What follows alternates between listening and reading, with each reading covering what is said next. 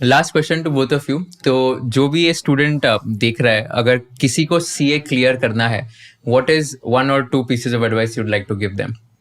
Perseverance, perseverance, perseverance. Focus, study. That's it. Study hard. Same like consistently आपको एक ही चीज़ पे focus करके and study hard.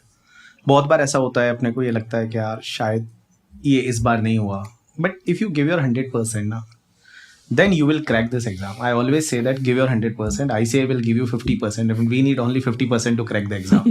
So like you will crack the exam if you give your 100%. Like exam देने के बाद आपको ये लगना चाहिए कि यार इससे ज़्यादा मैं नहीं दे सकता था।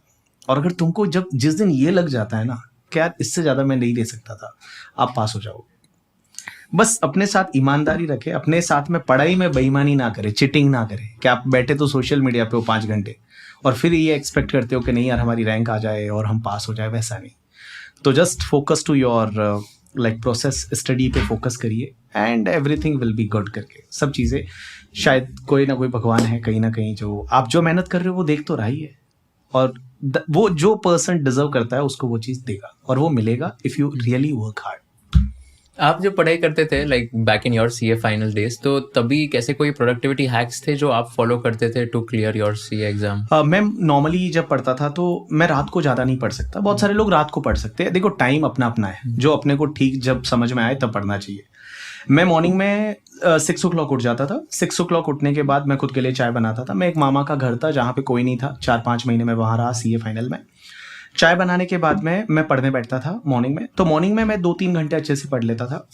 फिर मैं आधा घंटा ऐसे ही कुछ गेम खेल लेता था। क्रिकेट का बॉल है और ऐसे दीवार पे जो है बॉल को मारता था, कैच करता था। आधा घंटा मुझे अच्छा फील होता। वापस से मैं पढ़ने बैठता था। फिर मैंने लंच लिया। लंच के बाद मैं 1.5 घंटा सोता था आराम से। फिर उठने के बाद वापस पढ़ता था। फिर शाम को थोड़ा सा हल्का डिनर लिया एंड उसके बाद मैं सो जाता था। बट ये है कि मेरे को पता था मुझे पढ़ना है और मैं उसी में टाइम दे रहा था। अगर इफेक्टिवली, लोग बोलते हैं बहुत बार 18 आवर्स पढ़ना पड़ता है, 20 आवर्स पढ़ना पड़ता है, ऐसा कुछ भी नहीं है। आई थिंक तुम भी रैंक करो, तुम बता सकते हो कि दिन में अगर आप 12 to 13 आवर्स भी इफेक्टिवली पढ़ लो तो वो बहुत ज़्यादा है। तो यही है कि, और मैं हर रोज एक प्रैक्टिकल सब्जेक्ट लेता था, एक थ्योरी लेता था। थ्योरी में बहुत बार मुझे समझता नहीं था तो भी मैं रीड करता था, समझने की कोशिश करता था, हाईलाइट करता था, और जितनी बार वो हाईलाइट होता था उतनी बार लगता था मैंने पढ़ा है। और यही बस है कि लाइक आप जो पढ़ रहे हो वो आपको समझना चाहिए, और अगर आप जो पढ़ रहे हो वो समझता है, आपको क्या पढ़ना है वो आपको पता होना चाहिए, तो मेरे को लगता है आप क्रैक कर जाते हो। एंड प्रसाद सर, आपका तो दोनों इसमें रैंक था, तो आपके कुछ ऐसे प्रोडक्टिविटी हैक्स थे? तो आपको पता है मुझे रैंक जो मिला उसका फुल क्रेडिट जाता है एस्ट्रोलॉजी। मेरे फैमिली बहुत ट्रेडिशनल फैमिली थे, तो एस्ट्रोलॉजर, हर चीज़ के लिए एस्ट्रोलॉजर को कंसल्ट करते थे। एस्ट्रोलॉजर आया और मेरे सीए के पहले ही told me that this boy will not pass in his first attempt, he will take 5 attempts to pass because Rahu is looking at Ketu or something. So I decided that I will mock papers at home, 4 attempts at home, and 1 attempt directly in the exam, which is actually my first attempt. But I cannot prove astrology wrong. लेकिन ये 4 paper mock करते करते presentation कितना important है ये समझ में आ गया। कभी कभी ये होता है कि आपको नॉलेज पूरा होता है लेकिन आपको सिर्फ 3 hours मिलता है एग्जामिनर को ये बताने को कि you have the knowledge. It is only 3 hours। उस 3 hours में आप जाके तो वहां बात नहीं करने वाले हो। जो आपने लिखा है उसके हिसाब से वो जज करता है कि ये पर्सन को स्टूडेंट रजिस्ट्रेशन नंबर में रखना है कि मेंबरशिप नंबर देना है, बराबर। बस वो 3 hours।